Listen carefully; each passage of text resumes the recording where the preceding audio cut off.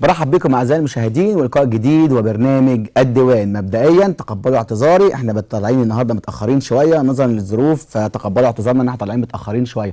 النهارده موضوعنا موضوع مهم جدا، لان مفيش شك ان في الفتره الاخيره مع التحالف للاحزاب ومع كلمه السر مجلس النواب القادم اللي اتفقتوا معايا قبل كده ان هو هيكون المعبر الرئيسي للبلد، على اساس ان الاغلبيه منه هتشكل منها الحكومه، ونبدا في انطلاقه حقيقيه تتحدد منها ملامح البلد ونقف على رجلينا. علشان كده بعد ما سمعنا ان في عده تحالفات كتير في التيار الاسلامي او حتى في التيارات الليبراليه، كل الناس بدات تقول مين هو الحصان الكسبان في مجلس النواب القادم. مفيش شك ان كلمه الشيخ حازم صلاح ابو اسماعيل دائما وابدا بتبقى كلمه السر. يعني خلينا نتكلم بمعنى اصح او بمعنى شويه كده يعني شعبي، بيقولوا ان هو البعبع، بمعنى ان الشيخ حازم صلاح ابو اسماعيل بمجرد دخوله وكمان معاه قائمه تحالف من احزاب مختلفه يبقى في اكتساح لا محاله. خلونا عشان طالعين متاخرين برحب النهارده. طبعا موضوعنا مبدئيا اللي هو هنتكلم فيه عن تحالف الامه الاسلامي، البرنامج والتطلعات، طب التصور، طب التوقع، طب نوع المنافسه او حده المنافسه يبقى عامل ازاي. فكل الامور دي هنناقشها النهارده مع ضيوفي.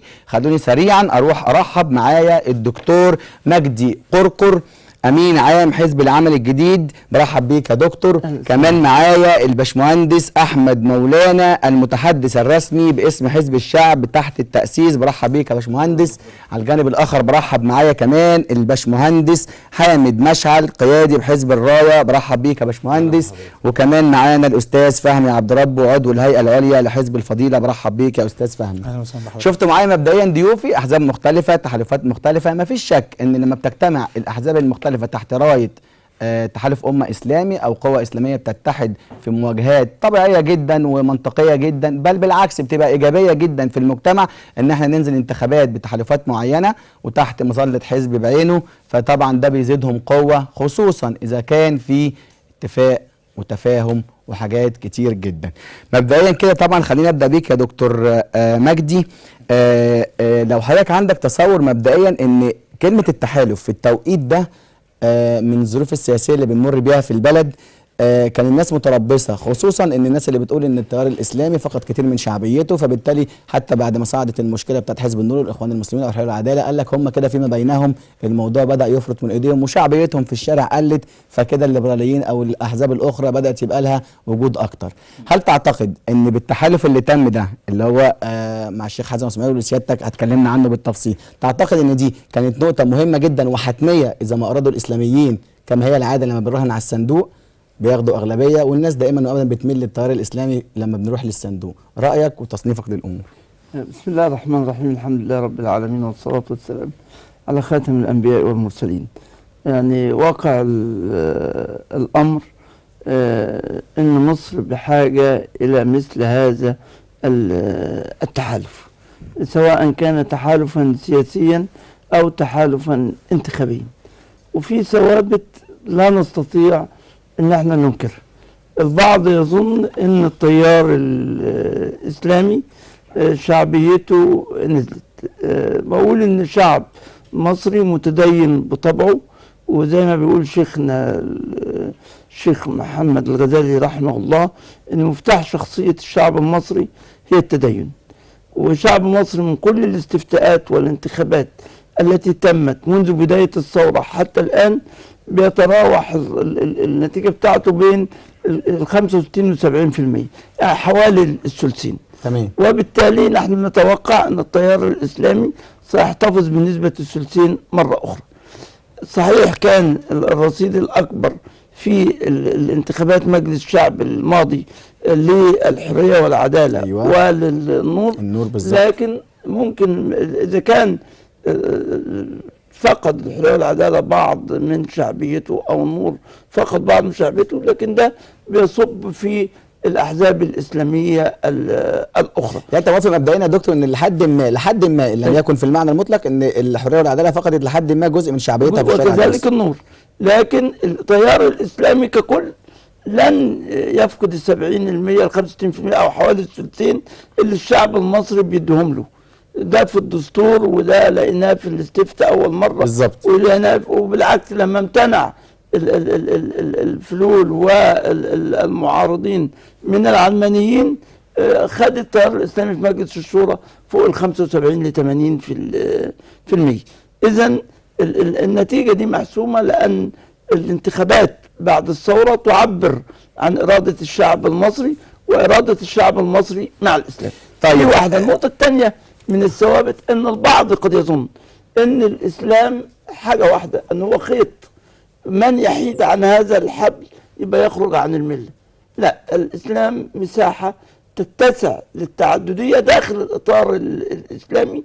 زي ما بيقول الفقهاء: إجماعهم حجة قاطعة واختلافهم رحمة واسعة. هذه التعددية من رحمة ربنا سبحانه وتعالى علينا.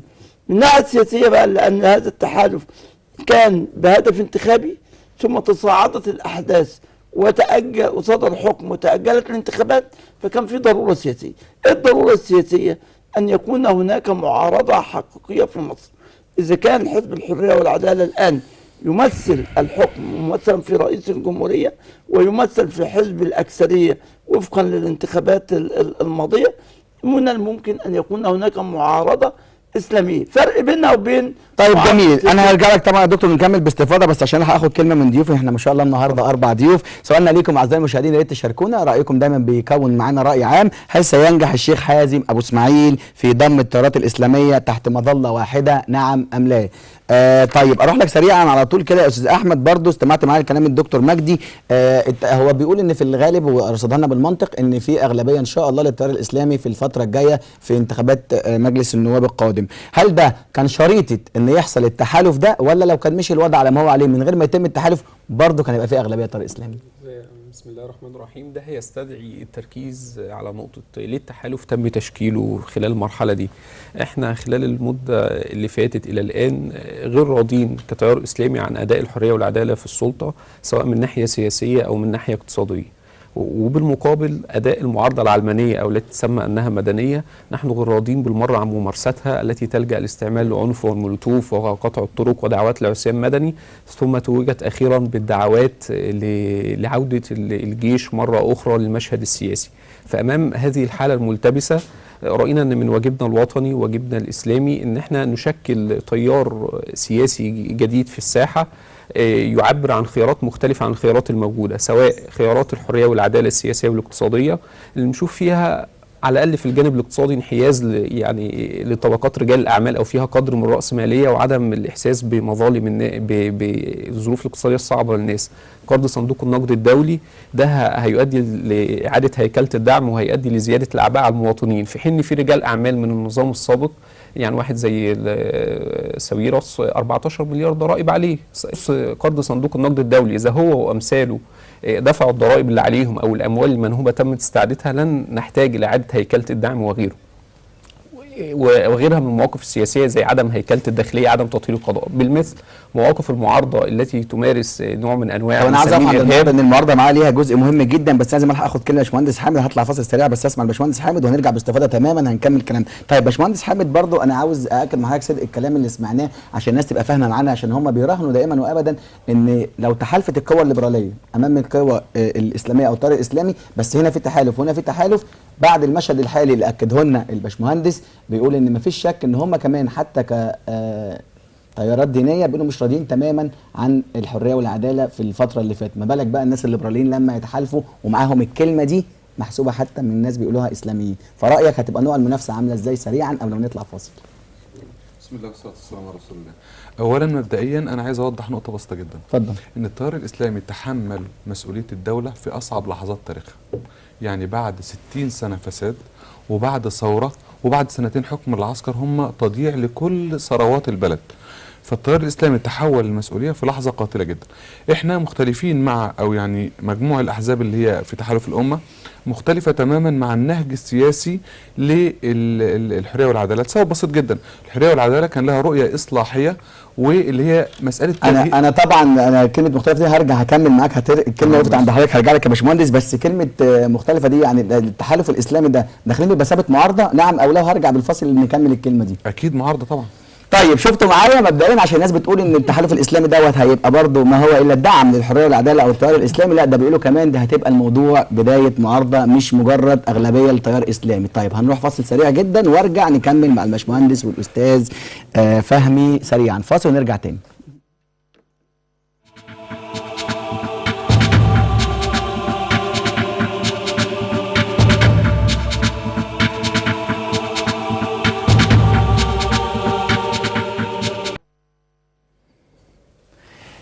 تخيلوا معايا 6 احزاب بينضموا لتحالف، وفي المقدمه الشيخ حازم صلاح ابو اسماعيل. توقعوا المشهد، مفيش شك، مش عاوز ابالغ بس لحد ما هيبقى مرعب وقوي. مش قلتها لكم قبل كده معايا على طول في البرنامج، مش بعرف اطبل لحد، بس على ارض الواقع ارجعكم بقى لحكميه التأييد والبسطرات والسلاسل البشريه والقوه. حتى في كل القضيات لما كان الشيخ حازم بيطلع بيبان قوي حتى على المذيع ولا الناس اللي بيكلموه، في ترقب، في حذر، في احساس ان انت جاي، احساس ان انت جاي بقوه. ما بالك بقى لما يحصل تحالف؟ ما فيش شك ان التحالف ده الصراحه من وجهه نظري الخاصه، وان كنا دائما وابدا بنبان محايدين هنا معاكم، ان احنا عارفين ان ده هيبقى له مردود جامد جدا في مجلس النواب القادم. طيب وقفت عندك يا باشمهندس حامد، كنت حضرتك بتكمل لي فكرتك ان التحالف في التوقيت ده اضاف وخلى الناس الثانيه هتبقى في حاله ترقب. لا خالص، انا مش بتكلم خالص في قصه التحالف، بل بالعكس ان انا بشوف ان الحديث عن التحالف في المرحله دي، ولا سيما ان احنا في حاله جمود سياسي تشريعي، لان الانتخابات اتوقفت بصوره غريبه جدا. والغريب دلوقتي ان مفيش اي كلام في مجلس الشورى عن قانون الانتخابات ولا في الدستوريه، وكأن جميع الاطراف دلوقتي الوضع بالنسبه لها بقى مناسب جدا بعدم وجود برلمان، في حين ان مجلس الشورى غير منوط ليه اصلا، ده هو انتقلت اليه السلطه التشريعيه على سبيل بس الاضطرار من الدكتور محمد مرسي. وبالتالي احنا في وضع سياسي سيء جدا، وضع سياسي كل القضايا البلد سواء كانت اقتصاديه او خلافه بيتم ترجمتها بشكل سياسي. احنا امبارح كان في مشكله، حد اتقبض عليه تم تصويره بشكل معين لاستفزاز طيار معين، هنعدي عليها سريعا كده، بس انا حابب بس انا النقطه اللي انا عايز اتكلم فيها. طب حضرتك لفتت نظري في حاجه في كلامك معلش وكملها لي برضه قبل ما نروح للاستاذ فهمي. هو موضوع ان مفيش كلام جوه مجلس الشورى او اتاجلت بعد حكم المحكمه الاداريه او تاجيل الانتخابات والعوده للدستوريه والقصه اياها اللي احنا عايشينها بقى لنا فتره دي، هل ده في عمر التحالف اللي انتوا عملتوه في الفتره الاخيره دي مش يعتبر شيء ايجابي ان برضه الناس بتقوى مع بعضها اكتر، بنكمل بقيه برامجنا، تطلعات الفكر، هل دي بتضيف ولا لا طبعا ده شيء سلبي جدا لسبب بسيط.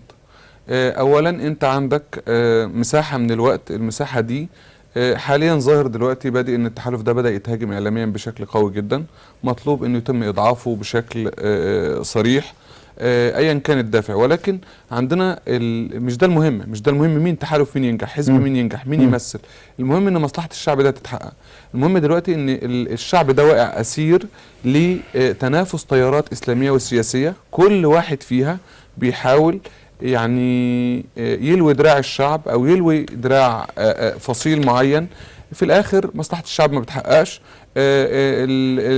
الفتره الزمنيه بتزيد للرشوه السياسيه للناخبين.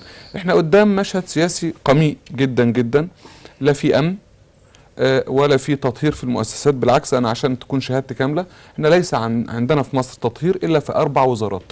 الوزاره الاولى وزاره التدريب، ده لو تم بالفعل يعني اللي بداوا فيه، وزاره التموين، وزاره الاوقاف، وزاره البترول اخيرا، يعني مجرد ان هم عملوا حركه تطهير تاني يوم السولار خلص الموضوع مشي.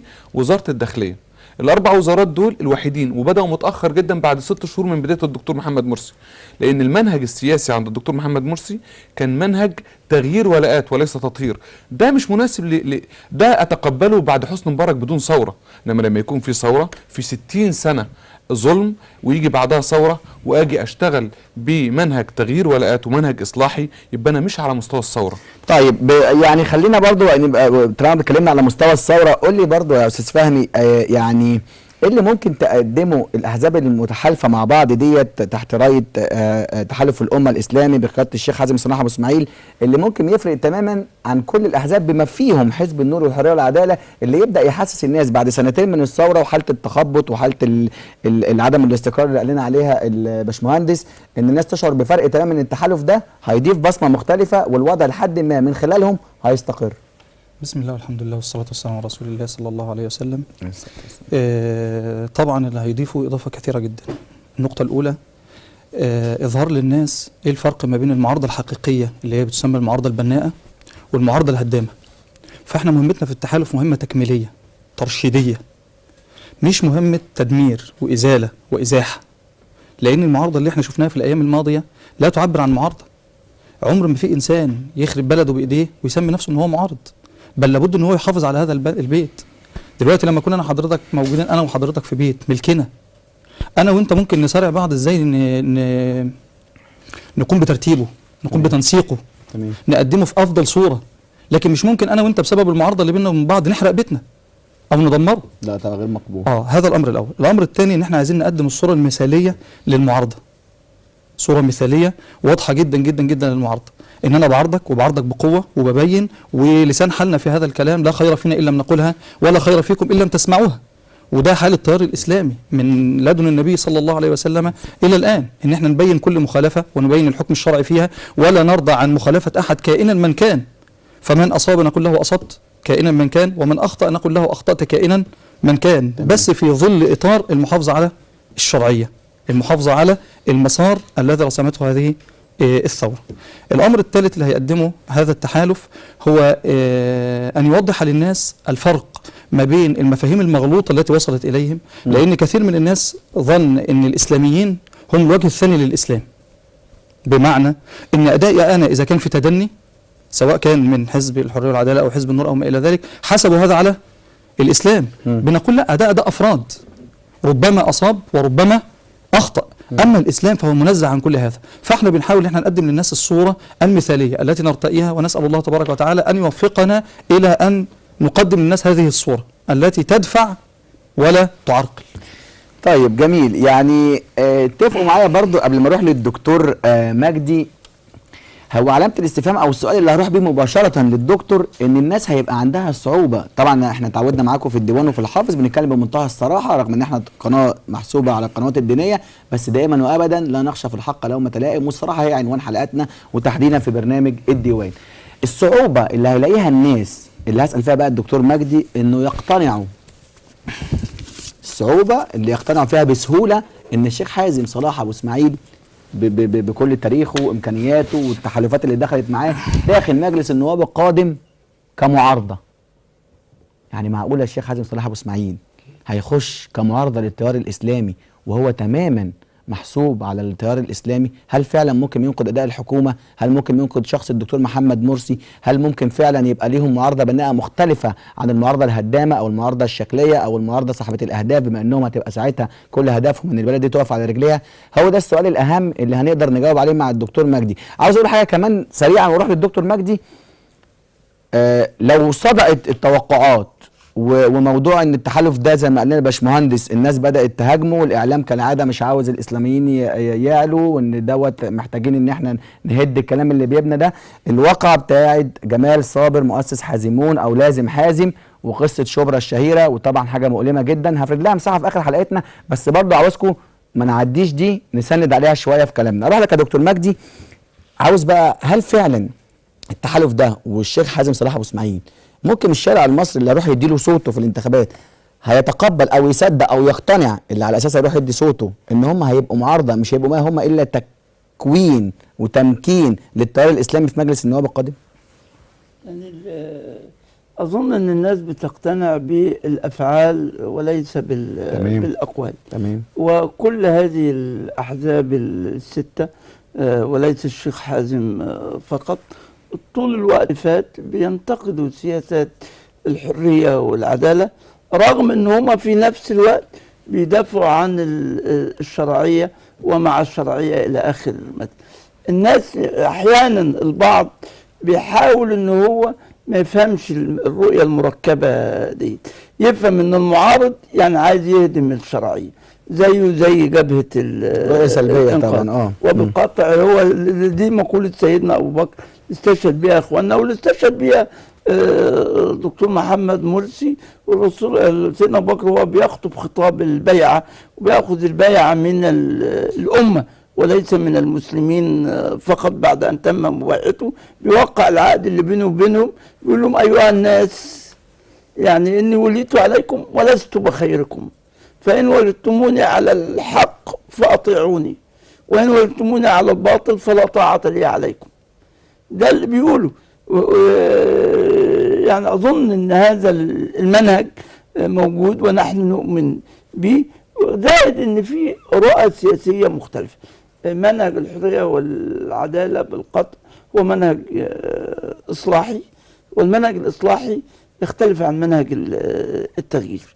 الإصلاح بيشتغل من داخل النظام، ما بيعملش هدم وإعادة بناء مرة أخرى. لكن احنا استلمنا تركة خربة، استلمنا بيت قايل للسقوط، ما ينفعش فيه مع لا إصلاح ولا تنكيس ولا ترميم، يجب الإزالة وإعادة البناء مرة أخرى. منهج الإخوان ما أظنش إن هم دايما بيفضلوا إن هم يعملوا بهدوء ويصلح من داخل النظام، ودايما التحالفات اللي كانت بيحبوا يعملوها بتتبنى كلمة الإصلاح وليس كلمة التغيير. زائد بالقطع بنقول إن من عظمة الإسلام إنه يستأنف فيه مساحة تتحمل اختلاف الرأي. زي ما قالوا إخواننا، الإسلام يؤمن بحرية رأس المال الخاص والكسب الحلال، لكنه أيضا يؤمن بالعدالة الاجتماعية. لما في حزب بيحط حرية عمل القطاع الخاص في أولى أولوياته، وحزب تاني بيحط العدل الاجتماعي في أولى أولوياته، من هنا تنشأ رؤيتين مختلفتين، رغم أن هم الرؤيتين الاثنين رؤيتين إسلاميتين صحيحين وفي نفس الزمن وفي نفس المكان وبنفس الحال، لكن قراءتك للحال بتختلف من شخص إلى آخر. تمام. وبالتالي تستطيع أن ترتب عليها رؤية مختلفة. وبالمناسبة الخلاف بين بعض هذا، احنا في حزب العمل بيننا وبين الحرية والعدالة مش خلاف الخمس ست أشهر اللي فات، وخلاف قديم، رغم ان احنا قلنا في تحالف واحد في 87. وخلاف وجهات النظر دكتور مجدي مش خلاف يعني مش خلاف المنبع واحد، الغاية واحدة، يعني. الغاية واحدة، لكن الوسائل والاجتهادات تتعدد وكلها في اتجاه نفس الغاية. لكننا نرى ان هذا الخط هو الذي يصل بنا الى هذه الغاية بشكل اسرع. احنا مش مع ان ناخد قروض مع صندوق النقد ولا البنك الدولي، ونرى اننا نستطيع ان نكتفي بما عندنا. وبعدين بالمناسبة ده احيانا من المؤامات السياسية، انت في الحكم غير اللي في المعارضة. انت عندك ضروراتك، لكن احنا لسنا مقيدين بهذه الضرورات. احنا بنضع في مقدمة اهدافنا التصدي للحلف الصهيوني الامريكي، الاستقلال في مواجهة التبعية. ممكن بالظروف الدولية تكون الحرية والعدالة والرئيس مرسي ما يقدرش يمارس نفس الضغط بنفس الاسلوب اللي احنا بنقوم به واحنا في المعارضة. اللي هيقنع الناس هو الاداء. مثلا البعض بيجي بيرفع من المبدأ الفقهي الضرورات تبيح المعذورات. لا، ده في الاخر خالص بعد ما اشوف كل الضرورات ما ابداش بيها. لا ابدا بيها، ده اخر الدواء الكي، هذا هو الكي، ولا الجا الى هذا الكي. هو بقى البنك الدولي هو اخر الدواء، هو المحظورات التي يجب الا نلجا اليه. حتى مشروع الصكوك توافق عليه على فكره وحولوه في مجلس الشورى، وده برضه عامل برضه بلبله في الراي العام. يعني اسلاميه بطبيعتها من غير ما تحط لها كلمه اسلاميه. الصكوك بطبيعتها اسلاميه، لانك بتشارك في الغرم اول بتشارك في المكسب ايضا في ده وفي ده، وبالتالي هي بطبيعتها اسلاميه. لكن هل احنا بنعملها علشان نعمل خصخصه ولا علشان مشروعات جديده؟ بالعكس، لو بتعملها مشروعات جديده وبتديرها لمده سنوات وبتسلمها للدوله، انت بتشتغل عكس الخصخصه. ده انت بتسلم للدوله مشروعات تكون ناجحه، وبالتالي في خلافات. لكن اظن ان شاء الله التيار الاسلامي له رصيده والشعب لن يفرط في هذا الرصيد. طيب جميل. خليني اسالك قبل ما نشوف فيديو معانا يا باشمهندس احمد عن مؤتمر كان معمول فيما يتعلق بموضوع التحالف ده. الناس بتسال برضو اليس كان من باب اولى زي ما بيقولوا بقى الحريه والعداله او حزب النور ثروه جدا واعلنوا مباشره، يعني انا معايا قيادي بحزب النور اعلن التحالف مع ابو اسماعيل مستبعد، وان الحريه والعداله برضه بيرفضوا الانضمام لتحالف الاسلامي ده. الناس بتستغرب لان كلكم محسوبين على الاسلاميه، طب مش من باب اولى بلاش حريه وعداله؟ حزب النور مش كان من باب اولى يخش مع التحالف ده اللي يقوي جدا المشهد ويخلي المساله تقريبا بالنسبه للراي العام باينه قوي انها منطقيه؟ ولا من كلمه بقى اللي قالها الدكتور مجدي ان هم معارضه لكن حزب النور مش ناوي يبقى معارضه؟ رايك؟ طيب طيب اولا انا اكد على جزئيه فكره اختزال التحالف في شخص الشيخ حازم او في حزب معين، ده امر مش صحيح، انما هو بيضم عدد من الاحزاب، كل حزب له برنامجه ورؤيته، ويبقى الشيخ حازم كرمزيه سياسيه احسن من يعبر عن الاراء السياسيه لهذا التحالف. دي قناعه باتفاق من كل الاحزاب اللي منضمه يعني. الجزئيه الثانيه، احنا حاليا في مصر بنشهد نوع من انواع الفراغ السياسي لاطاله الفتره الانتقاليه، بحيث بتحاول قوى النظام القديم وبعض القوى الخارجيه عرقله تكامل مؤسسات الدوله المنتخبه. فاحنا اما كان في مجلس شعب ومجلس شورى، لما اوشكت الجوله الثانيه من انتخابات رئاسه السبت حلوا مجلس الشعب الخميس وتنفذ القرار في نفس اليوم.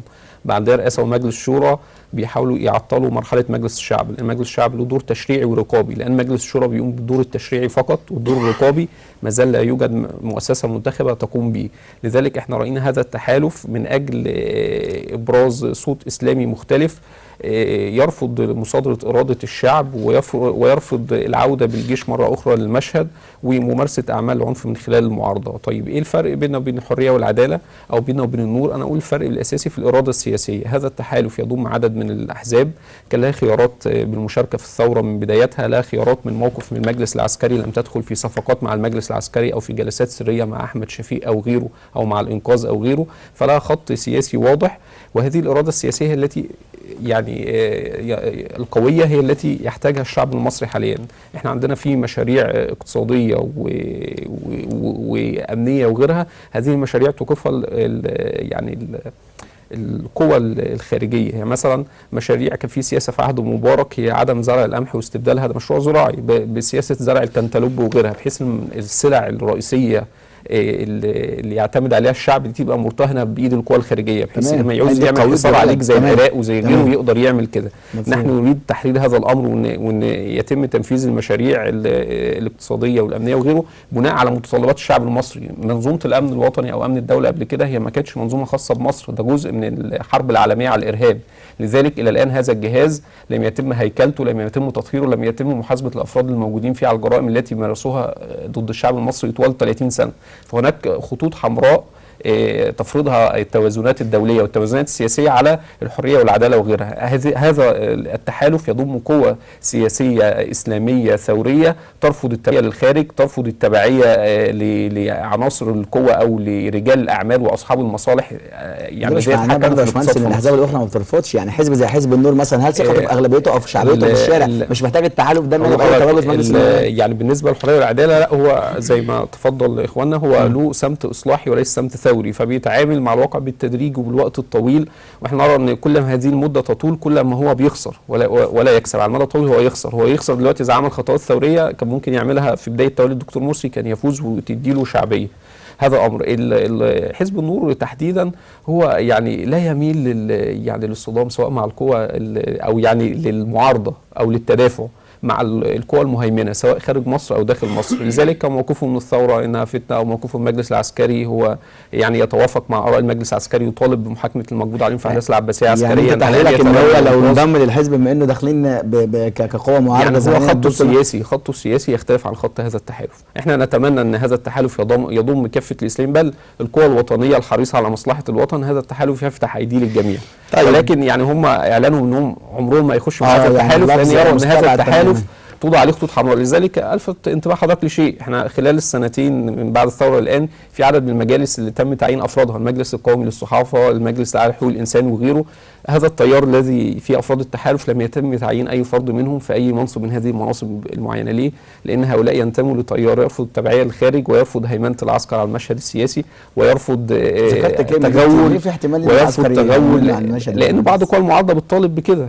فاحنا بنقول ان احنا نرفض هذا الامر. على حزب التجمع وبعض قوى الانقاذ بالطالب بهذا طيب الأمر. جميل. يعني شفت معايا زي ما توقعت يا جماعه، احنا اتفقنا لما الكلام منسوب لاصحابه تماما وفي برنامج على الهواء، اللي عاوز يفهم بقى يركز ويسمع معانا. وطبعا بنتقبل مداخلاتكم وعاوزين معاكم المشاركات. هل سينجح الشيخ حازم ابو اسماعيل في ضم التيارات الاسلاميه تحت مظله واحده، نعم ام لا؟ احنا قلنا الشيخ حازم صلاح اسماعيل زي ما قال لنا الباشمهندس والدكتور ان هو الرمز، لكن هم عده 6 احزاب. سؤالي بعد ما نشوف فيديو واطلع فاصل للباشمهندس حامد، كان في حزب اسمه التغيير انسحب من ال7 احزاب اللي رجعوا 6، الاعلام قاعد متربص، طب اشمعنى ده انسحب وانسحب ليه؟ طب ايه حكايه جمال صابر وده هيأثر على شعبيه الحزب عشان الشيخ حازم وحازمون ولازم حازم، انتوا ماشيين في اي سكه؟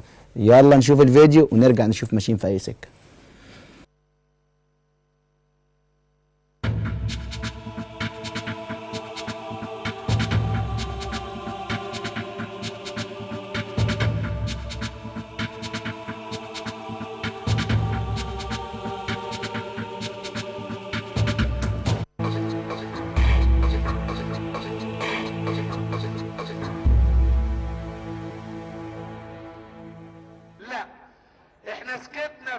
في الشهور الماضية سكتنا املا في ان الامور تستقيم وان المسار الدستوري يوصل لانتخابات برلمانية، وان الانتخابات تيجي ونقدر من خلالها نبدل السلطة التشريعية والتنفيذية وتستقر المسائل، لكن انهم يوقفوا الانتخابات امبارح ويلعبوا النهارده.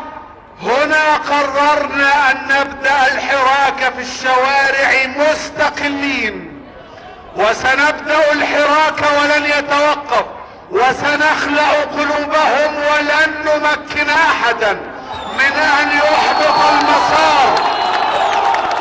احنا جايين علشان نتفق معاكم على اتفاق واضح وصريح، جايين علشان نجدد العهد مع الله على اتفاق واضح وصريح.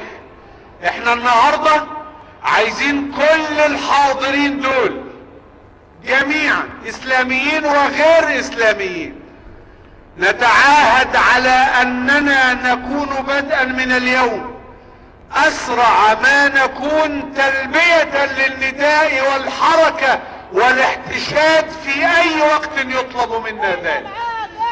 الكلام ده عايز اقول لحضراتكم احنا ان شاء الله الاسبوع الجاي في مكان تاني واللي بعده مكان تالت، وستستمر المسيرات ولن نترك لهم الشارع كما كنا نفعل في الشهور الماضية.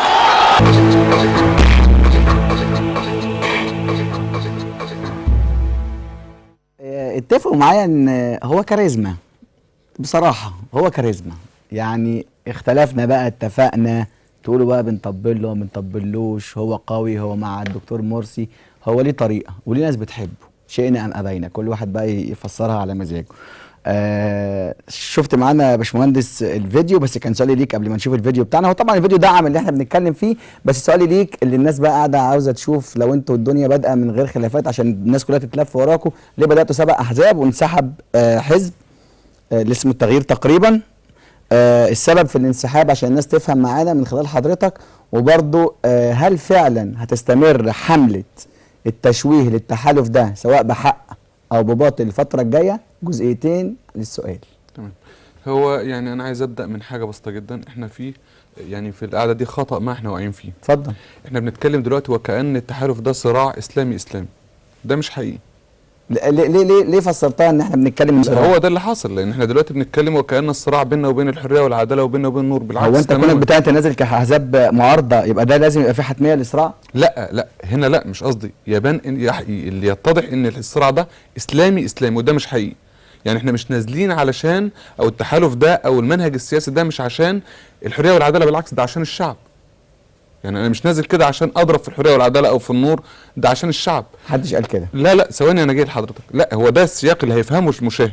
النقطه الاخطر من كده واللي عايزين نوضحها ان بالعكس احنا من ضمن الحاجات اللي كانت دافع جامد جدا للتحالف ده ان هذه الاحزاب ارتأت ان الحريه والعداله تعاملت مع خصوم الشعب، وانا بسميهم خصوم الشعب، اللي هم التيارات الاسلاميه، التيارات السياسيه اللي نزلت الشارع وعملت عنف وخربت، بل بالعكس هي مسؤوليه كبيره جدا. وانا لا اخلي مسؤوليه الرئيس من ده، هي مسؤوليه عن الفوضى والانفلات الامني والارتباك السياسي اللي موجود في البلد، ولا نخلي ابدا السلطه التنفيذيه من انها لم تتعامل معهم على مستوى الحدث. فالقصه كلها ان الدافع في هذا التحالف وخوض الانتخابات يعني الاساس فيه هو مصلحه الشعب المصري، وليس الصراع على السلطه نهائيا. دي نقطه انا كنت حابب عشان بس طب رجعني لسؤال سؤالي بقى، الانسحاب بتاع حزب التغيير وان انت انا هكمل الفترة لحضرتك. الجاية. الفكره كمان برضو ان احنا في التحالف الفكره المسيطره ان احنا في ال6 شهور او الفتره اللي فاتت، يعني المجلس العسكري ثم ال6 شهور بتوع الدكتور مرسي، لم نرتقي اي تغير في السياسات الخارجيه، بل بالعكس مصر ما زالت تحت هيمنه الهيمنه الخارجيه تماما. وابسط مثال على كده الضباط الملتحين. ليه الضباط الملتحين خدوا احكام؟ طيب ما الرئاسه طول النهار بتقول احنا بنحترم الاحكام القضائيه، نحترم الاحكام القضائيه، ما احترمتوش ليه الاحكام القضائيه في الضباط الملتحين؟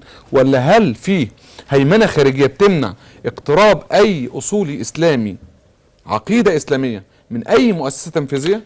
طب ما هو الشعب مسلم ومؤسساته لازم تبقى مسلمه. انت ليه عايز تعيشني على مزاجك؟ وليه عايز طول الوقت تقعد الاعزل يعمل اللي هو عايزه، انما اللي في السلطه يبقى هو يحمل ايديولوجيتك ورؤيتك؟ ده حاجه اسمها كده بالظبط زي ما نقعد نكون قاعدين في بيتنا تمام، انما اللي حارس البيت الحرامي. فلما يحب يعني هو بقى حر يدخل الحرام اللي هو عايزه ويطلعني زي ما هو، يعني ده وضع مشين لا نقبله. فالسيطره على مؤسسات الدوله من خلال هيمنه خارجيه ده حاجه مش هتنفع. طيب انا كنت كده جاي لك يا باشمهندس حامد ومع الدكتور برضه، انا بس انا جاي لحضرتك في السؤال التاني. طب بس انا اوضح لك سؤالي. طيب اوضح. هي الفكره ان انا هتكلم طبعا عن توقعك والرؤيه والاصرار على النزول في التوقيت دوت، وانت شايف حتميه نزولك في التوقيت ده كان ايه اهدافك ومباراتك اللي حضرتك قلتها لي دي. انا كده في سياق حلقتنا مع ضيوفي ومع الدكتور جاي للكلام ده، بس انا عاوز ان الناس تبقى مرتبه الافكار واسالك زي ما الناس بتقول، هو ده اللي هيضيف وهيفرق مع المشاهد؟ لان كده في الاخر في الحلقه لازم نخرج ان انت لما قررت تنزل، لان المشهد السياسي كله، وشفنا في الفيديو الشيخ حازم نفسه قالها ان قررنا ننزل بعد ما صبرنا 6 شهور ولقينا كده، قال تقريبا اللي حضرتك قلته، فبالتالي كان في مبرر للنزول ومنطقيه في التوقيت ده تحديدا عشان المشهد يتعادل شويه. بس انا عاوزك بقى تجاوب للناس على اللي هم بيقولوا بينهم وبين بعض، دي حتى هتبقى ايجابيه للتحالف نفسه او للاحزاب اللي منضمه تحت الحزب، ان انتوا ليه كنتوا 7 وانسحب حزب؟ وهل فعلا انت بتتوقع واقعه زي كده او غيرها او واقعه جمال صابر في الشبرا اللي احنا عارفينها هتنال لحد ما من التحالف ده ولا لا؟ هو ده سؤالي. اولا انا عايز اقول حاجه، هو عموم الشعب المصري اللي احنا عملنا التحالف عشان مصلحته ما يعرفش ان كان في حزب وانسحب، لان ما كانش في حزب وانسحب اساسا. هو ده اللي احب اقول لحضرتك. يعني ما كانش في حزب وانسحب؟ يعني احنا لما كان في تحالف انتخابي وتحالف سياسي. الفرق بين الاثنين ايه؟ التحالف الانتخابي ده مجموعه الاحزاب دي كلها جمعت قوائمها وقعدت تعمل قوائمها واتفقت على حاجتين: اجنده تشريعيه. خلي بال حضرتك انا عايز اوضح للمشاهد حاجه، ان شروط هذا التحالف ليست لخوض الانتخابات، بل بالعكس ده للدوره البرلمانيه كامله ل5 سنين. يعني هذا التحالف قائم لمده 5 سنين ان شاء الله. ده اللي الناس البدايه البرلمان اكمل لحضرتك. ده اللي الناس ما تعرفوش. فالاحزاب دي قعدت مع بعضها واتفقت على اجنده تشريعيه وسياسات اقتصاديه، وبناء عليه تم الاتفاق وتم انشاء التحالف، وما زال جاري اصلا مع بعض التيارات انها تخش في نفس التحالف، وحتى الناس الممتنعه لانها يعني بعيد عن هذا الخط. واغلب التحالفات اللي بتقوم في كل الحركات بتبقى تحالفات انتخابيه فقط وتنفض بعد الانتخاب. النقطه موضوع انسحاب. اولا حزب التغيير لم ينضم الى التحالف ولم ينسحب من التحالف، هو مش موجود اصلا. امال ايه مصدر المعلومه دي؟ المعلومه دي انتوا بقى تقولوها. يعني ما فيش حاجه كانت حضرتك بتسالني انا، مش حضرتك بتسالني انا حزب الرايه تمام؟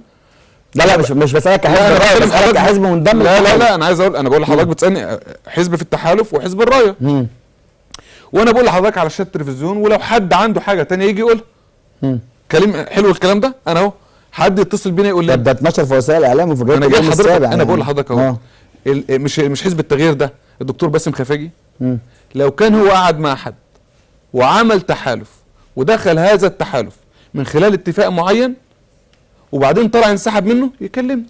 الكلام ده لم يحدث. يعني التفاصيل الواقعيه اللي مختلفه ولا من اولها ما حصلتش خالص؟ اسمعني بعد اذن حضرتك. الراجل ده جه نظيف يوم المؤتمر تمام، وطلع قال كلمه على المنصه، والدكتور مجدي ذكره في التقديمه كانه حزب موجود. احنا في وضع البلد ولعه فيه، البلد الجزيره مولعه، نادي الضباط ولع، اتحاد الكره ولع، البلد مولعه. فاحنا كنا في هذا السياق وبنحاول نقعد نشوف انقاذ للبلد.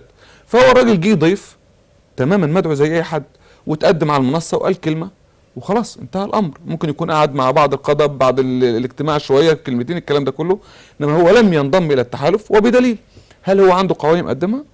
قعد مع حد اتفق على اجنده تشريعيه؟ فالموضوع ده كله يتم تسويقه اعلاميا تمام. وكأن المركب بتغرق وكأن في انشقاق في التحالف. نحن بالدرجة دي تحالفنا يعني. 6 أحزاب وما زلنا 6 أحزاب. حزب التغيير لم ينضم إلى التحالف، وإعلان انسحابه هو الغريب ويسأل هو عنه، لأن احنا لم نعلن في أي محفل ولا في أي شيء إن حزب التغيير ضمن هذا التحالف. التحالف ده بضم حزب العمل، حزب الراية، حزب الفضيلة، حزب الشعب، حزب الإصلاح والحزب الإسلامي. 6 أحزاب دول اللي قعدنا معاهم، وده الاجتماع اللي اتعمل قبل المؤتمر. شوف بقى، أنا هقول لحضرتك تحديدا الاجتماع الذي تم عمله للتجهيز للإعلان عن المؤتمر يوم السبت اللي كان يوم الجمعة كان في حزب العمل الجديد. لم يكن، ده كنا بنتفق بكره هنعمل ايه، لم يكن حاضرا في حزب التغيير. طيب يعني الناس كده على فكرة الناس اللي قاعدة مع حضرتك دي كانت قاعده في هذا الاجتماع اللي انا بقوله. لو انا بقول حاجه ثانيه واحنا طيب جميل. يعني كده اتضحت الرؤيه. برضه احنا اتفقنا ان الايجابيه في برامجنا او في موضوع حلقتنا النهارده تحالف الامه الاسلامي يا جماعه، عشان اللي ما حدش يزايد او حقيقه المعلومه اديكم بتسمعها. حتى تفاصيل مين اللي جه وقال كلمه على المنصه وبعدين انسحب، ما ارتقدش ان هو انضمام وبعد كده انسحاب من تحالف مكون من 6 احزاب. ادي حقيقه الامر الباشمهندس حامد مشعل الهنا القيادي بحزب الرايه. طيب احنا معانا عمرو من البحيره، وارجع بسؤال مهم جدا للاستاذ فهمي. السلام عليكم يا استاذ عمرو. وعليكم السلام ورحمة الله وبركاته. اتفضل يا استاذ عمرو. لو متابعنا ليك اي تعليق على تحالف الامه وانضمام 6 احزاب تحت رايه حزب معين بقياده الشيخ حازم صلاح ابو اسماعيل؟ احنا ان شاء الله هنا عندنا، عايز اقول حاجه، ان احنا اما بيعنا الدكتور محمد مرسي بيعناه على فكره واحده، مش هو حريه وعداله ابدا. احنا ليس لنا علاقه بالحريه والعداله لا من قريب ولا من بعيد. احنا بيعناه على الفكره الاسلاميه زي ما كنا قبليها، قبل ما حضرتك برضو ما يطلعوا الشيخ حازم صلاح ابو اسماعيل بره بلعبه او ما ماشي. احنا كنا بنأيد الشيخ حازم صلاح ابو اسماعيل تأييد شامل وكامل عشان الفكره الاسلاميه. معنى الفكره الاسلاميه ان هي ما كانتش موجوده قبل كده، لا كانت موجوده بس كانت مغتصبه. فاحنا تأييدنا للشيخ حازم وبعد منه تأييدنا للدكتور محمد مرسي وفقه الله تأييد للفكرة الإسلامية، بمعنى إن أنا مؤيد الدكتور تطبيق للشريعة. مؤيد الدكتور محمد مرسي تطبيق للشريعة. أصبح اللي أنا بشوفه دلوقتي حاليا ماشي غير اللي إحنا عايزينه. يعني غير اللي أنا حضرتك اللي أنا كنت غير اللي أنا مبايع عليه الراجل ده. الأخ فهمي ماشي قال كلمة في الأول ماشي، قال ينفع ان احنا وانت نبقوا في بيت واحد، اخين في بيت واحد ماشي، ويجي مثلا احنا اختلفنا في وجهات النظر، ينفع واحد منا يولع في البيت؟ لا طبعا. ينفع واحد منا يولع في البيت؟ هو ده اللي بيحصل دلوقتي حاليا. هم ليهم وجهة نظر وللاسف هي خاطئة ومش عايزين يسمعوا ان هي خاطئة. ايه اللي بيعملوه دلوقتي؟ هم بيولعوا ومعاهم للاسف معاهم الميكروفون، هم قدام المنصة. فاحنا تأييدنا كله حاليا للشيخ حازم صلاح ابو اسماعيل وفي التحالف. نفسي كل يتلم تحت منصة واحدة، الكل يتلم تحت منصة واحدة، ولا نخاف في الله لومة لائم. ما نخافش في حد زي ما قوانين الحافظ عودتنا باستضافتها للناس الاجلاء والفضلاء، وان هي ما بتخافش في الله لومة لائم. احنا نفس القصة دي واحنا من ظهركم ومراكم. طيب ان شاء الله الاسلام قادم. بشكرك يا استاذ عمرو، وصلت وجهه نظرك. طبعا الاستاذ عمرو حتى في استخدام الفاظ، تلاحظوا معايا اعزائي المشاهدين برضو ان هو احنا بيعناك وكنا بنفكر اول في الشيخ حازم صلاح، وبعد كده حصلت موضوع عدم الترشح في انتخابات الرئاسه، وبعد كده الدكتور مرسي. جمهور الحافظ جمهور ذات طبيعه خاصه، ما فيش شك. في الاول وفي الاخر مكتوب على الشاشه دلوقتي قدامكم شمال او يمين قران وسنه، فشيء طبيعي ان هم بيفكروا او الناس كلها بتفكر بكلمه تيارات اسلاميه ان احنا نتكلم بقى في شرع ربنا ونتكلم في تطبيق شريعه وبنتكلم في شكل اسلامي للبلد، اذا كان هو ده هيبقى طوق النجاه. يعني ربنا يولي الصالح، بس شئنا ام ابينا الشيخ حازم صلاح ابو اسماعيل زي ما قلت لكم حتى من ساعه الفتره بتاعه ترشحه لانتخابات الرئاسه هو ثقل، ما بالك بقى لما تنضم معاه كمان 6 احزاب. طيب سؤالي ليك يا استاذ فهمي، هو برضو الامور فرضت نفسها، وشفنا الاستاذ عمرو بيقول ان هو في الاول كان عاوز يرشح الشيخ حازم، بعد كده راح للدكتور مرسي لان هو بيدور على النموذج الاسلامي اللي يحقق له اللي هو عاوزه كاحد المواطنين اللي بيفكروا دايما بالشريعه وبالشكل الاسلامي. هل تعتقد ان احنا سمعنا فعلا ان لو تمت الامور بالشكل ده والبلد انصلح حالها وعملنا الانتخابات في ميعادها، او هنشوف ربنا يسهل السيناريو اللي محدش فاهمه ده هيودينا على فين، ان الشيخ حازم صلاح ابو اسماعيل هيكون رئيس لمجلس النواب القادم؟ توقعك وتعليقك على الكلمه دي. والله هو يعني اللي اصر بيه الشيخ حازم، او بلاش نقول اصر بيه، الشيخ حازم اعلنوا على اكثر من قناه ان هو لن يترشح في الانتخابات القادمه اصلا. يعني ايه؟ يعني مش هيترشح في الانتخابات القادمه. يعني هو مش اصل روح للتحالف ده بس؟ ايه؟ يعني هو روح للتحالف ده بس ان هو اللي هو بيقود، ولا هي المساله هنا مساله سياده فكر وليست سياده شخص. المساله ان انا اوصل حق فكره معينه انا مؤمن بيها. فالشيخ حازم لما جه خاض المرحله السابقه الانتخابات الرئاسيه كان لاسباب معينه، كان لتداعيات معينه موجوده في الواقع. فلما اقصي عنها باسلوب او باخر خلاص تولى المشهد احد اخر، فهو دلوقتي بيبتدي يدور على ايه اللي يخلي المركب تسير. هي المساله مش مساله مين اللي يقود او مين اللي يرفع العلم، لكن المساله مساله مين اللي يؤدي الرساله. فالرساله اهم حاجه ان هي تؤدى بافراد ايا كان وصفهم، ايا كان رسمهم، مش مشكله مين هم اشخاصهم، مش مشكله مين هم اسمائهم. طب عشان انا بتصور ان الخبر ده يبقى محوري في حلقتنا النهارده، انا بكلمك انا شخصيا حتى بان على ملامحي وانت بتقولها لي ان انا استغربت او اندهشت، ما بالك بقى الناس اللي بتشوفنا. فهل انت متاكد تماما ان الشيخ حازم صلاح ابو اسماعيل، احنا برنامج على الهواء في قناه الحافظ والديوان، اللقاء اللي كان مع الاستاذ عزه؟ لا انا متاكد، ما هو انا بقول لحضرتك تماما، بس هو الفكره ان الكلام على مسؤوليتك عشان الناس تبقى فاهمه معايا.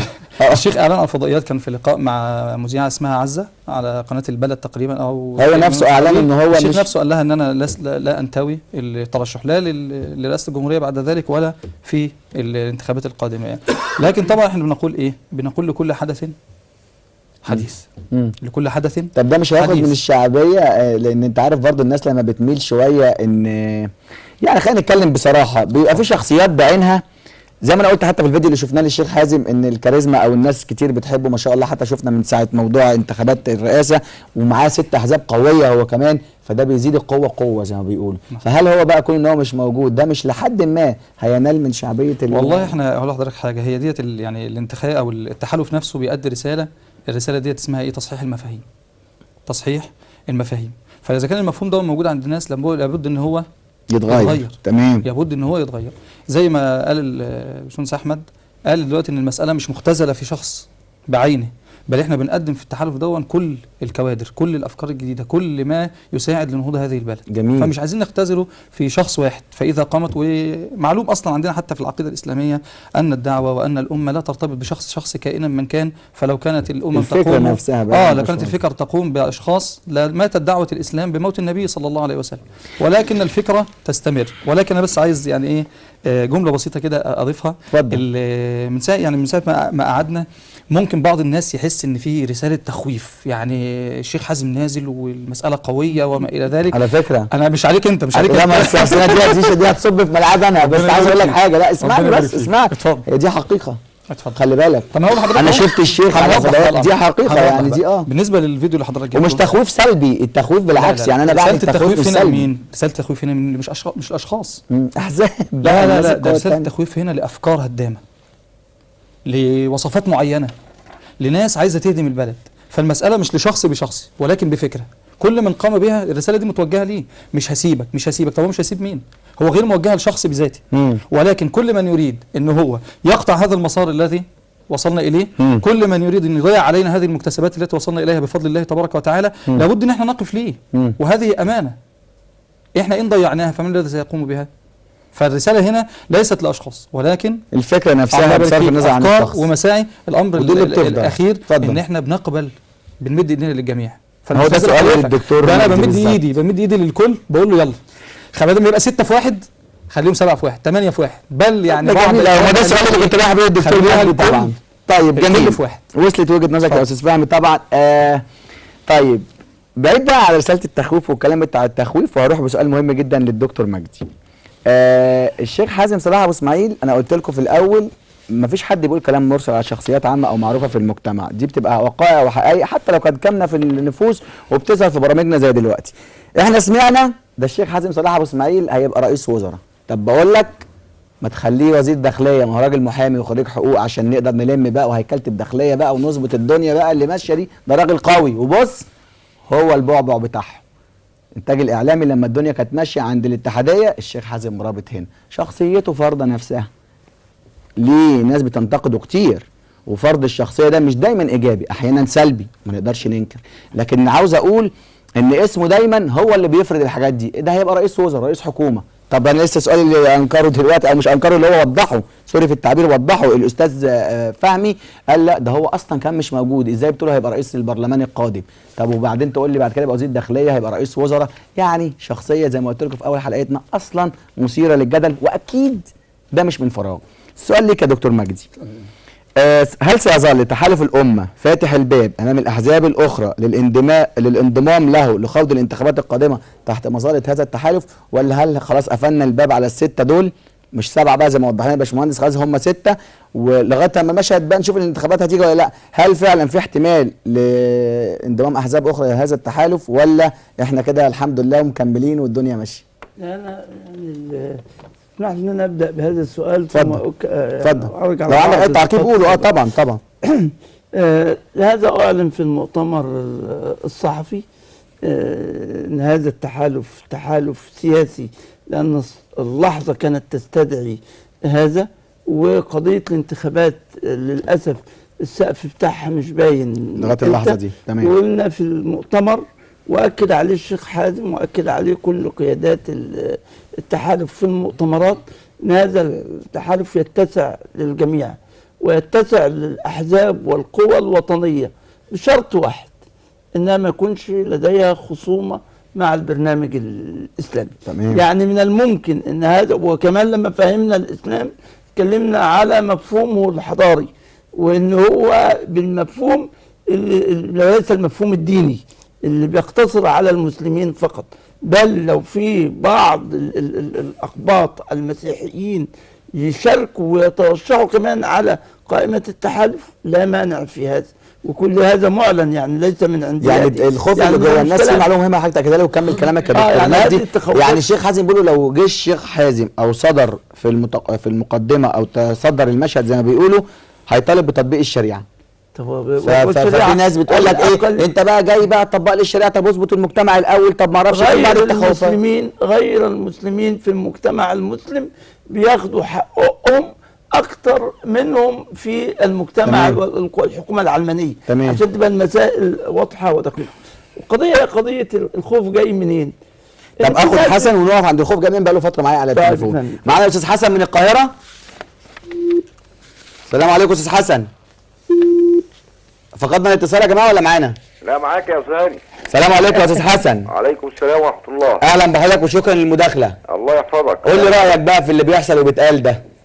والله حضرتك انا حزين جدا جدا جدا. سامعينك اتفضل. بقول لحضرتك انا حزين جدا. يعني ايه اللي مزعلك بس؟ يعني في منتهى الحزن من التيارات الاسلاميه.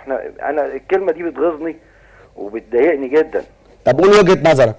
وجهة نظري ان ربنا سبحانه وتعالى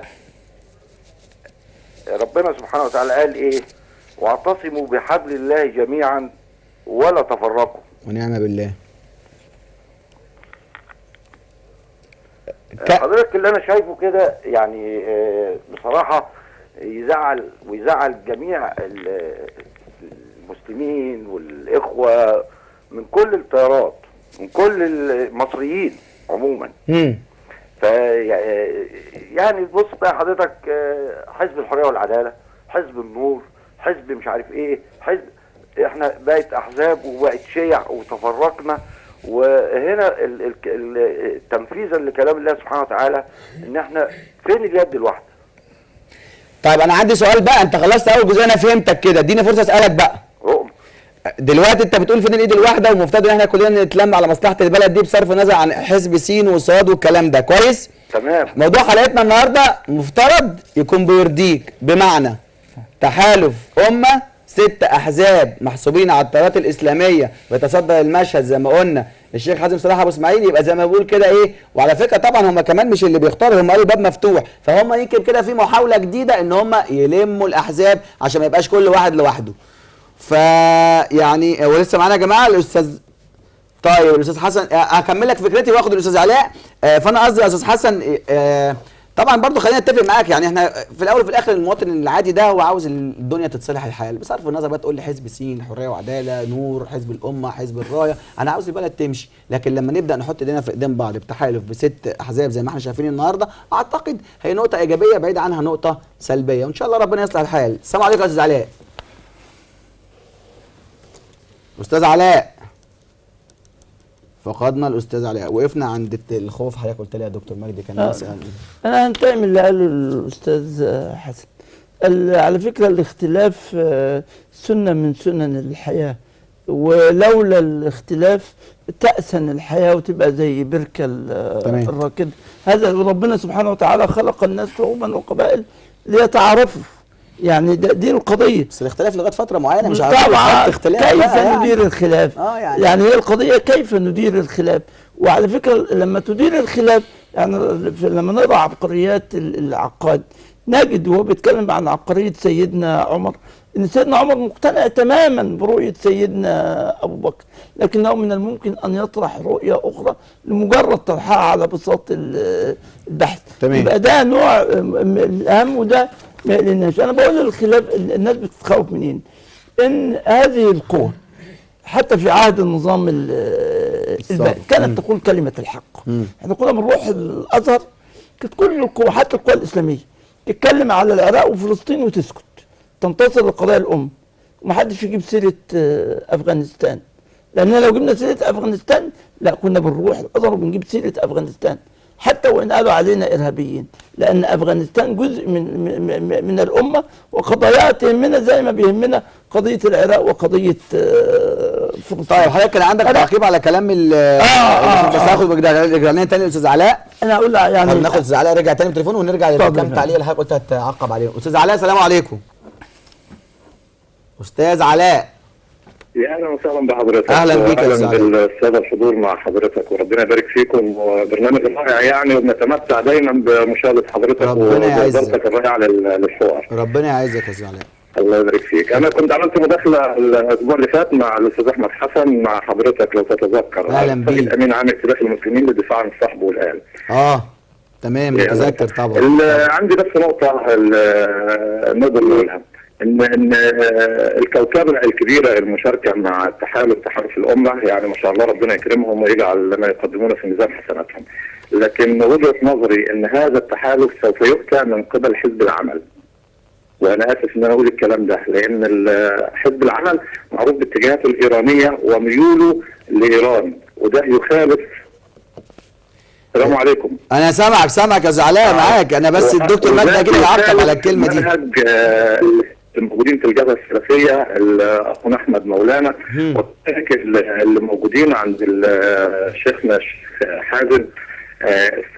فايه التناقض الغريب يعني ان يكون موجود في هذه الكوكبه حزب يميل الى التعامل مع ايران ويرفض حتى اي كلام عن ايران وعن الشيعه، ولم يبين لنا منهجهم في الشيعه والتشيع والسياحه الدينيه في مصر. استاذ مجدي اكيد هيجاوبك على السؤال ده طبعا. يعني تكلم كلام جيد جدا عن سيدنا ابو بكر وسيدنا عمر بن الخطاب. لم يسبق لينا ان احنا سمعناه بيتكلم في هذا الامر، فهل هذا تغيير لنهج حزب العمل؟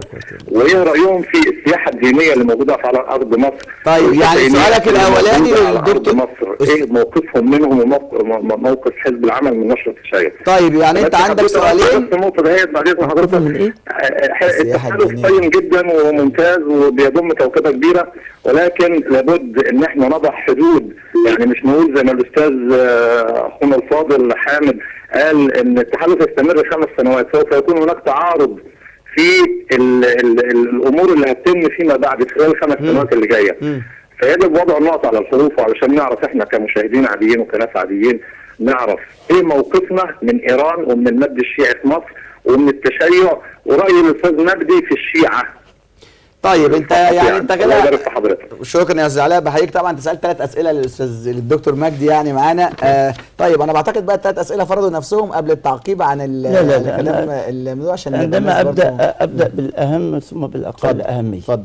فانا احيي اخواننا الاعزاء الثلاثه قالوا 3 إشارات مهمة جدا علشان حتى لا يكون هناك انطباع خاطئ عند جمهور المشاهدين. الملاحظة الأولى اللي تفضل بها المهندس أحمد وأكدها أيضا المهندس حامد، اختزال التحالف في شخص الشيخ حازم غير صحيح ولا يرضي الشيخ حازم نفسه. جميل. بدليل ان هو حتى الراجل بعد الشخصي ابعد ما يكون عنده، وهو بالفعل صرح ان هو لن يترشح على للانتخابات الا اذا جد جديد، عشان ما حدش يجي يقول تاني لا ده الشيخ حازم غير كلامه. السياسه احيانا المبادئ هي الثابته، لكن فعلا لو في متغيرات جدت ربما يستدعي هذا الامر انه غير موقفه. عشان بقول الكلام ده من دلوقتي. التحالف بتاعنا هو تحالف برنامج وتوافق قوى اسلاميه. احنا مع الاستقلال ضد التبعيه، مع طهاره اليد وضد الفساد، مع العدل الاجتماعي ضد الظلم الاجتماعي، مع الحريه ضد الاستعباد، ومع الشورى ضد الاستبداد. يعني هذه قضايا تحالف سياسي. النقطه الثانيه اللي قالها المهندس حامد ان هذا التحالف ليس صراعا مع الحريه والعداله. تمام. وده هو المفهوم الاسلامي. الاسلام لا يعرف الصراع. الصراع ده اخر الدواء زي ما بيقولوا. نحن نفهم التدافع الاسلامي، هذا هو المصطلح الصحيح. ولولا دفع الله الناس بعضهم بعض لفسدت الارض. التدافع ازاي؟ ان انا بيبدا بالحوار، بالجدال، بالمنافسه، بالمعارضه. طب لو الدكتور مرسي فرضا، وان شاء الله انا احسبه على خير، ما استجابش لكل هذا، بالفعل ممكن انك انت تنازعه بعد كده وتطالب بالتغيير. بس تبدا الاول بالخطوات الطبيعيه. هذا هو التدافع. مش احنا زي جاب التغيير يلا صدام، لا ما ينفعش. التدافع دي سنه من سنن الله سبحانه وتعالى. طيب ده تعقيب حضرتك على النقاط. معلش قضيه التخويف والفزاعه اللي بيستخدموها بتاعه الشيخ حازم دي للاسف الاعلام بيحاول يستغلها، زي ما بيحاول دلوقتي يستغل قضيه الدكتور جمال صابر، او ان هو بيحاول ينسب اي شيء من احداث العنف. طيب انا عاوزك بقى ترد على الاستاذ علاء عشان وقتنا كده في عجاله. طبعا موضوع ايران وموضوع حزب العمل. علاء انا يعني اسف التعبير اللي قالوا ان احنا سياتي من قبل حزب العمل، ان انا بتحدث عن سيدنا ابو بكر وسيدنا عمر وكأن يعني اول مره نتكلم لا حول ولا قوه الا بالله. معلش ربنا يكرم. هذه القضيه بالمناسبه الشيخ حازم اعلن نفس الموقف اللي انا هقوله لحضرتك في مؤتمر الشرقيه، ولعل المهندس حامد يتذكر هذا. موقفنا من ايران هو موقف سياسي وليس موقف ديني، عشان تبقى الامور امور واضحه. احنا سنه، اهل السنه والجماعه، وفي الشيعه. وفي مبدا اتفق عليه علماء الامه الا يتم التشييع في الارض السنيه وفي الدول السنيه. وايضا اتفقوا العلماء قالوا ان احنا ايضا مش هندعو للمذهب السني عند الشيعه. كويس؟ هو بيقول لي ايه رايك في الشيعه؟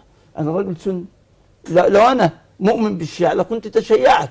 بالقطع انا شايف نوع من الخلل في البعد العقيدي اللي عند الشيعه، لكن انا ما ننظر للقضيه من قضيه مذهبيه. احنا القضيه بتاعتنا قضيه سياسيه. وانت كده جاوبته برضه. لا معلش كمل بقى. لما بص لايران، نحن نعتبر ايران رصيد للامه العربيه والاسلاميه في مواجهه الحلف الصهيوني الامريكي. لما ايران يبقى عندها صواريخ طويله المدى، لما تستطيع ان تطلق قمر صناعي بصاروخ، انا بقول ده بيشكل قوه ردع للكيان الصهيوني. ونحن ربنا يحاسبنا اذا فرطنا في هذا. ليه ما تستغلش هذه القوه في اتجاه المعركه المصيريه بتاعتك؟ معركه العروبه والاسلام هي فلسطين والمسجد الاقصى وتحرير المسجد الاقصى. ارجو ان اخونا الاستاذ علاء يعيد قراءه الوثائق حزب العمل وتاريخه. واحنا بنستنكر موقف ايران في سوريا وفي العراق، لكننا بنؤيدها في موقفها المساند للحماس وجهاد وحزب الله في مواجهه الصهاينه. طيب جميل. يعني اعتقد كده جاوبك يا استاذ علاء الدكتور مجدي. كل وجهات النظر مطروحه زي ما اتفقنا، الناس بترد والناس بتجاوب، فعشان كده مهم جدا نخرج من الحلقه كل واحد لاقي اجابه لاي سؤال جواه مستفيدين. طيب معانا الاستاذ صبحي من المنصوره. استاذ صبحي معانا يا جماعه ولا فقدناه؟ الو يا استاذ صبحي. طيب واضح ان احنا فقدنا الاتصال، حاول تاني يا استاذ صبحي. عذرا يا جماعه عشان مش عايز اتاخر برضه عن المشاهدين، بيبقوا برضه يعني بيتكلفوا كتير فيعني حرام. طيب اروح لك على طول يا باشمهندس احمد، خليني اسالك برضه، الناس بتقول لما تكون في مجموعه مؤيدين للشيخ حازم صلاح ابو اسماعيل او التحالف بقى، قلنا مش هنختزلها باشخاص، دي خلاص اتفقنا عليها تماما. لما تحول فكره المؤيد والمناصرين لفكره حزب، ايديولوجيات بقى وافكار وبرامج وي هل هتبقى بنفس القوه وليه شكل واداء يدعم الفكره ولا هيلاقوا صعوبه؟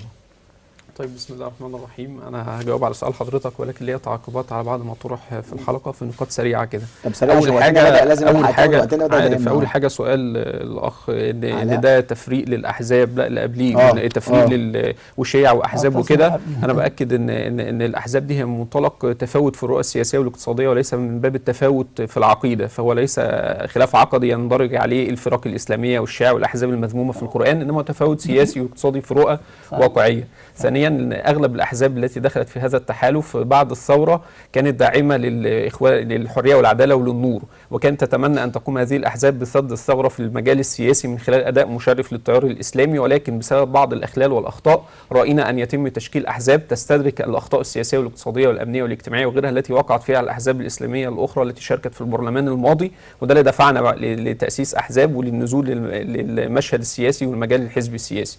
فهذا الامر احنا لم نبادر للتفريق، انما راينا قصور فبنحاول نتداركه، وده من الدور يعني المفروض علينا والذي يطلب منها يعني واجبنا الوطني وواجبنا الديني. جميل. الجزئيه الثالثه ان المعارضه او جزء من المعارضه حاليا بيحاول يعني يوصف المشهد السياسي ان عندنا سلطه، الاسلاميين في السلطه والمعارضه التيارات الليبراليه واليساريه وغيرها، بحيث يحمل التيار الاسلامي كل يعني الاسباب والمشاكل التي تواجه السلطه اللي هي متراكمه من عهد مبارك طوال 30 سنه تجريف للسياسه والاقتصاد والبنيه المجتمعيه للشعب المصري وغيره، فبالتالي يحاول يصور الصوره في هذا الامر. لا احنا جزء من المعارضه، نعارض ولكن باحترام وشرف، ونقدم برامجنا والشعب يختار من يعبر عنه، انما ثنائيه اسلاميين في سلطه ومعارضه لا، احنا جزء من المعارضه، معارضه للاسلام ولكن معارضه محترمه، وهذا هم يخوفوا من هذا التحالف انه يفسد عليهم هذه الخلطه او هذا التصوير، بل يعني هم يحاولوا يعني يبرزوا او يستعملوا ان هم الثوره واستكمال للثوره في حين ان هم حطوا ايدهم في ايد الفلول. لا احنا قطاع ثوري نمارس عمل معارض ولسنا جزء من الفلول، فهذا يعني يضعف موقفهم امام المشاهدين. الجزئيه الاخيره جزئيه حزب العمل وجزئيه ايران وغيره، دي انا احب اقول فيها يعني نقطه مهمه، ان يا ايران وامريكا كلاهما الدولتين يعني مع احترامي للاستاذ مجدي هم ليهم خط سياسي وخط وبعد عقائدي هو معادي لاهل السنه، وتعاونوا معا في احتلال العراق، وتعاونوا معا بشهاده ابضحي في احتلال افغانستان، وليهم دور كبير في المجازر التي تحدث في سوريا، ولكن مصر هي بالاساس تدور في الفلك الامريكي وليست تدور في الفلك الايراني. فاتمنى ان الاخوه اللي بتركز على خطر الشيعه وهو خطر حقيقي وخطر السياحه الشيعيه والتمدد الشيعي ان تركز ايضا على الخطر الامريكي، كما تدشن قنوات فضائيه لمواجهه المخططات الشيعيه وفتحها، يتم تدشين قنوات فضائيه لمواجهه المخططات الامريكيه وفتحها. اما ان هذا التحالف سوف يؤتى من قبل حزب العمل، او لا، حزب العمل له مواقف سياسيه. احنا كنا عيال صغيره كده كان بيعمل في جريده الشعب حملات على حسن الالفي وعلى يوسف والي، وكان الاستاذ مجدي كركر وغيره بيحبسوا، في حين في اخرين كانوا بيقولوا مبارك ولي امر وما جت الثوره قيل عليها انها فتنه وخلافه. فهذا الحزب له مواقف مشرفه نختلف معه في موقف ايران، ولكن التفاوت في الخيار السياسي لا يعني عدم التحالف او التوافق في باقي الخيارات، وباذن الله هذا التحالف سيقدم جديد للامه ولن يؤتى من قبل احد من اطرافه. نتمنى هذا. طيب اروح لك على طول يا باشمهندس حامد، بس خلينا هقول عنوان ولازم اروح عشان عنوان مرتبط بالسؤال اللي انا بقوله. حال اقتضاء المصلحه، الجبهه السلفيه سنضغط على ابو اسماعيل لخوض الانتخابات البرلمانيه. حال اقتضاء المصلحه سنضغط على ابو اسماعيل زي ما قال لنا الدكتور مجدي، وكمان الشيخ حازم قال سنخوض الانتخابات البرلمانيه على جميع الدوائر. ده العنوانين اللي انا حبيت اقولهم قبل ما اجي لك بسؤالي. الناس بتقول الشيخ حازم بعد وقعة اللي حصل في انتخابات الرئاسه وموضوع ان والدته امريكيه وان هو كان ابعاد سياسيه وكان لازم يخش وما اعرفش ايه، فكره ان هو مش هيخش تاني خوفا من نفس المشهد، موضوع القصه اللي حصلت في انتخابات الرئاسه ان هو مش عاوز يخش ويجيب مشاكل تاني او الناس تسير بلبله تاني ان هو داخل انتخابات مجلس الشعب. تعليقك على الكلام ده؟ هو انا برضو هرجع تاني لان انا مش بحب دايما امشي في السياق اللي هو بيكون دايما مستهدف، يعني بحب نفرض السياق شكل جديد. انا بقول دايما هو ليه احنا بنتكلم على مناصب، يعني احنا ما بنتكلمش على مناصب، مين هيبقى رئيس وزراء، مين هيبقى وزير داخليه. احنا عندنا دلوقتي المشاهد هيبص يقول ده هو الناس اللي قاعده دي قاعده بس عشان مناصب، عشان مش عارف ايه، هم في الاخر هيقولوا لنا كلمتين كويسين يرضونا عشان منصب. بالعكس، الشيخ حازم مش مرشح، بالعكس تماما، اغلب الكوادر مش مرشحين. بس بيقولوا حضرتك في ده المصلحه وقال لنا انا جاي لحضرتك. اعداد قوائم التحالف قائمه على الكفاءه والاخلاص والامانه بمعايير منضبطه جدا جدا وقويه، ومن ناس هي الغالبيه العظمى لم يتم ترشيحها قبل كده، بل بالعكس احنا بنستحضر من الشعب المصري كوادر يعني بنحاول نخضر الارض اللي جرفها مبارك. فنجيب كل الناس الكويسه قوي اللي كانت بتقرا في بيتها وما بتمارسش السياسه، اللي درست واللي كان عندها رؤى كبيره جدا، ونحاول نستنهضها. وكان في تدشين التحالف نزلنا بيانات لان الناس دي تبان لنا، تظهر لنا، وبندور في المحافظات وفي القرى وفي المراكز على مرشحين محترمين قوي. يعني بالعكس، انا عايز اقول لحضرتك على حاجه جميله قوي. اتفضل. احنا عندنا في اعداد القوائم احنا بنتحايل على الناس الكويسه. شوف هم بيترفعوا مش عايزين، واحنا بنتحايل عليهم ليه؟ ما احنا قدام كتير قوي ناس بتعرض نفسها وناس عايزه وناس عايزه، ولكن احنا لن هذا الشعب ربنا سبحانه وتعالى امنا امانه، ولن نخون الله سبحانه وتعالى في هذا الشعب، ولن ناتي برجل لا نستأمنه على احوال مصر. انا عايز بس في نقطه يعني مهمه جدا في نص دقيقه عشان وقتنا خلاص. احنا جميع الشرائع وجميع الديانات حفظت حقوق الإنسان بغض النظر عن دينه. تمام. أو لونه أو جنسه. الشعب المصري متساوي في الحقوق، سواء كان مسلم أو مسيحي أو كبير أو صغير، غني فقير. إنما إن احنا نشوف مشهد لم نراه إلا في العراق، أبو غريب أو جوانتنامو، أو احنا شفنا بقى لما كنا معتقلين في أمن الدولة في جهاز أمن الدولة، نشوفه بيحصل النهاردة في حكم الرئيس محمد مرسي، ان مواطن بغض النظر عن هو مين وماهيته ولا يلزم تمام يتغمى ويتصور اهدارا لكرامته وتشنيعا به وكانه، وفي الاخر انت ما عندكش اصلا تهمه عليه. تمام. دي اول نقطه. النقطه الثانيه، استخدام هذا الشكل هو لامر سياسي ولا يحدث الا من جهه معينه اللي هي الامن الدوله. طيب، ولما نعرف ان امن الدوله دي يتولى رئاستها الدكتور محمد مرسي، فلازم حالا نتوجه للدكتور محمد مرسي بعتاب شديد جدا وخصومه عاليه جدا. الناس اللي بتشتغل تحت ايدك وكانت زمان بتشتغل تحت ايد مبارك، وهي دلوقتي انت اللي بتقولهم ما حدش بينك وبينهم، بتبهدل كرامه المصريين، وانت رئيس هذا الجهاز الان، وانت يا دكتور محمد المسؤول عن اهدار كرامه مواطن تم تغميته وارعابه وبهدلته ونشر الصور. يعني طبعا ده عايز اقول لحضرتك على حاجه. لا حضرتك لازم يستنى هنا. لما نتكلم على كرامه الشعب المصري وقت حضرتك لازم يقف. ليه بقى؟ انت ليه ربطت وقت دلوقتي بالكرامه؟ بس انت جاي تهدي النفوس ولا يا مهندس؟ لما تيجي الشرطه، انا عارف ان انا عايز اقول لحضرتك على حاجه. انا ده برنامج جواب بعد بس انت تقبل برضه دي يعني السياسيه ان ده حدث لثلاث اوامر، ثلاث حاجات. عشان نطالب باقاله وزير الداخليه لانه بدا تطهير، واحنا مش هنطالب باقاله وزير الداخليه.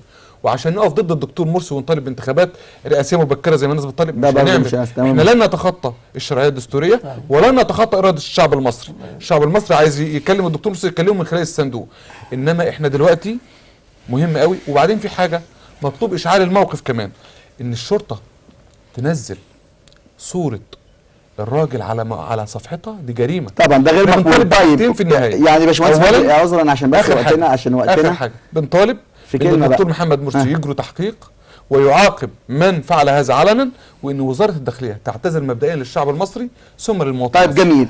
الاستاذ فهمي في دقيقه كلمه اخيره عن الملف ده كله، وهل فعلا الكلمه برضو باجابه نعم او لا؟ هل التحالف اللي عمله الشيخ حازم او الست احزاب اللي دخلوا هيفتت الاصوات الاسلاميين في الانتخابات؟ وكلمه اخيره كده بس يا ريت في دقيقه.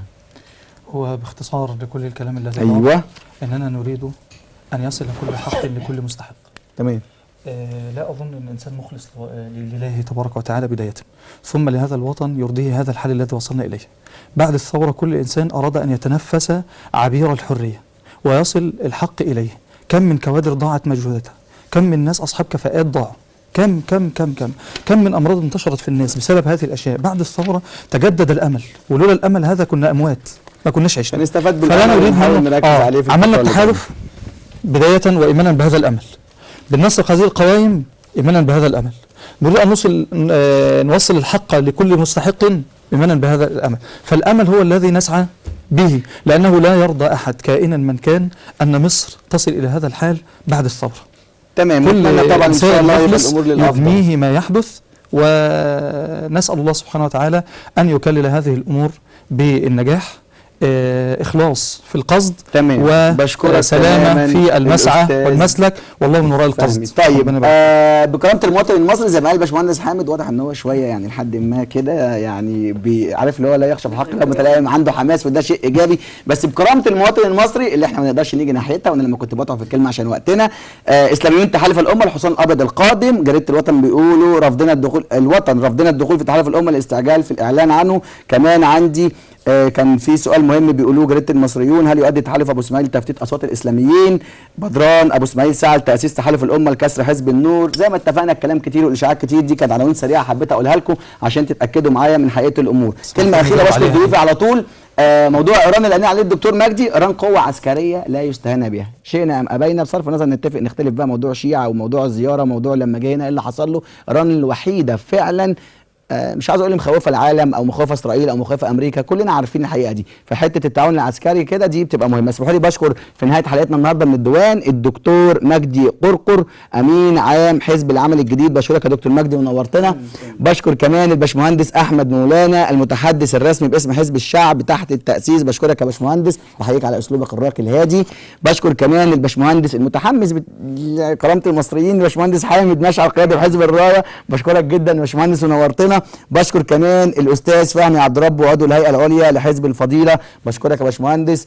والله التحالف ده شيء جميل، يعني لو التحالف ده ليه اي سكه في شبرا كده نبقى ممكن نتحرك عليها. كلمه اخيره، اللي حصل في شبرا يا جماعه غير مقبول اطلاقا، بصرف النظر حقائق الامور فين، 11 شخصيه او نفس ماتت، جمال صابر، حازمون، لازم حازم، اشاعات هتكتر الفتره الجايه، لكن في 11 نفس راحت وده غير مقبول، مش عايزين الدوله تغيب للدرجه دي. على فكره انا من شبرا وزعلان جدا للي حصل ده. اشوفكم في حلقه جديده ان شاء الله من الديوان، سلام عليكم.